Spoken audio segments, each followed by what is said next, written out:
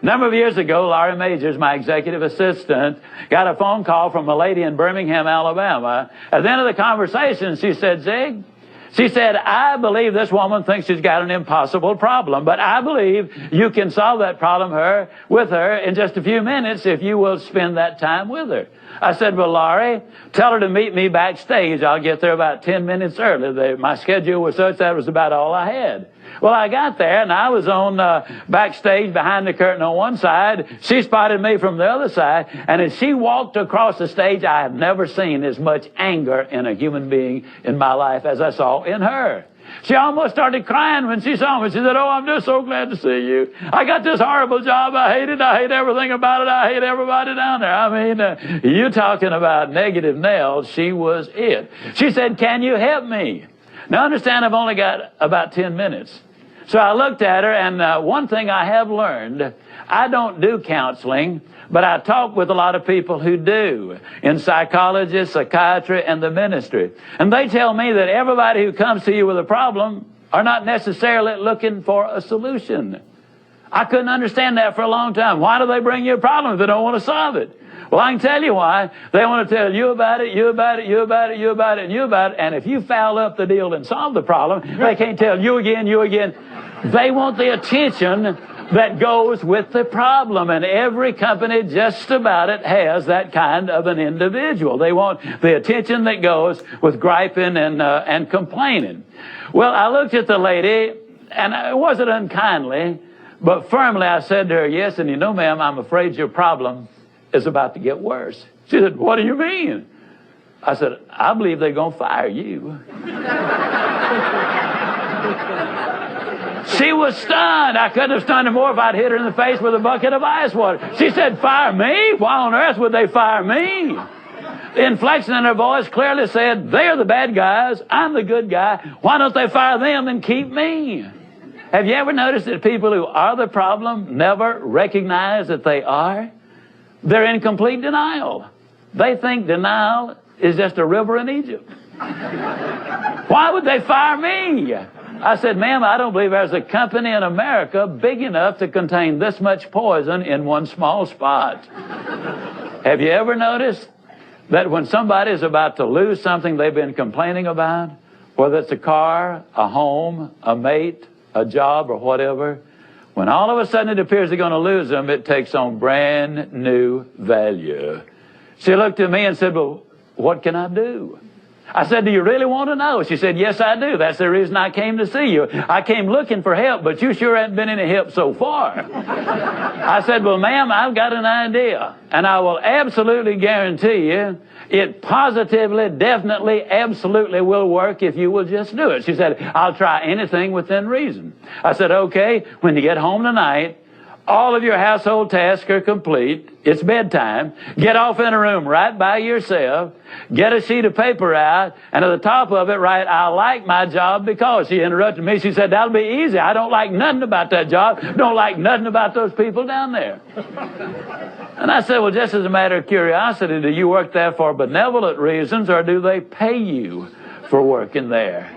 She said, well, I got to confess, they pay me. And I said, and you don't like to be paid? Oh, she said, yes, I do. I said, okay, tell you what you do. Open your notebook right now. We'll start our list of the things you like about your job. They pay you for working there, and you do like it, don't you? She said, absolutely.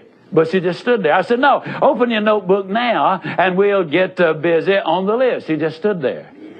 I said, ma'am, let me tell you what my experience in life has been. I've discovered that in 100% of the cases, no exceptions, people who won't take step number one never take step number two. You see, she had come to me with an impossible dream. Her dream was that nice Mr. Ziglar was going to solve all of her problems, and she would live happily ever after. Well, folks, I got news for you. I can't solve her problems. I can't solve your problems.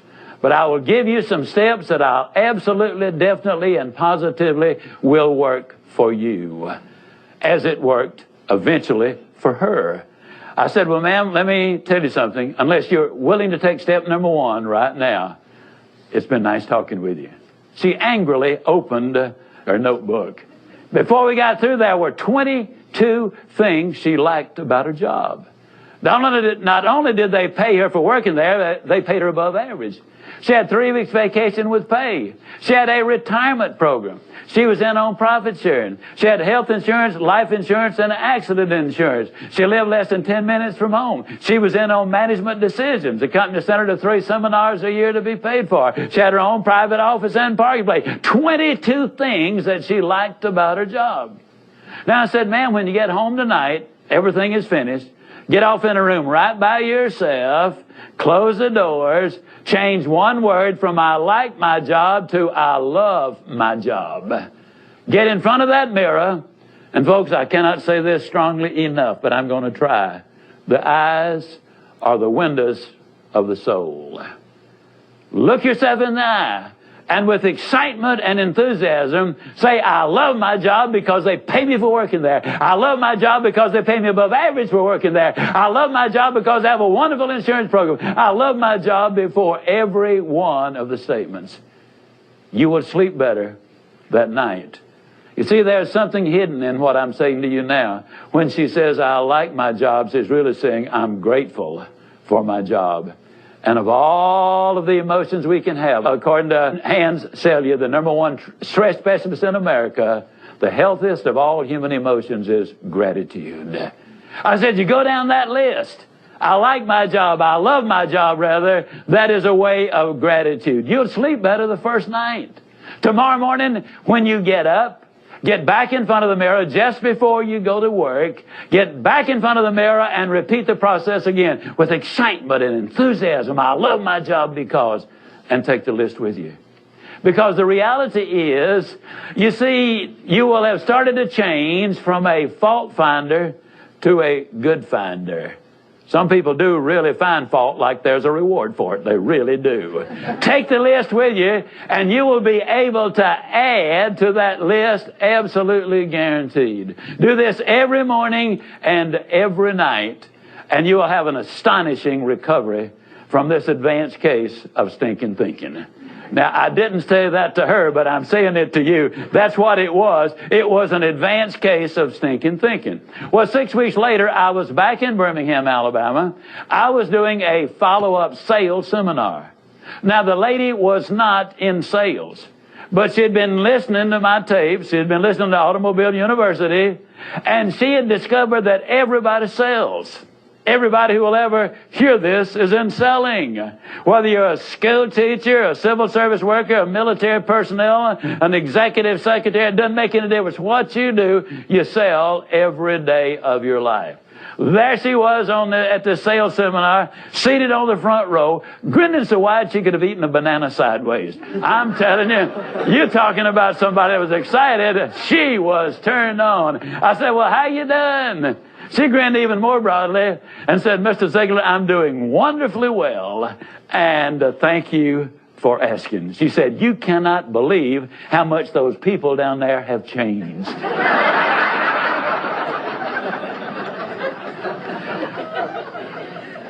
I got to lay it on the line, folks. You're not going to change anybody else till you change you. Everything really does begin with you.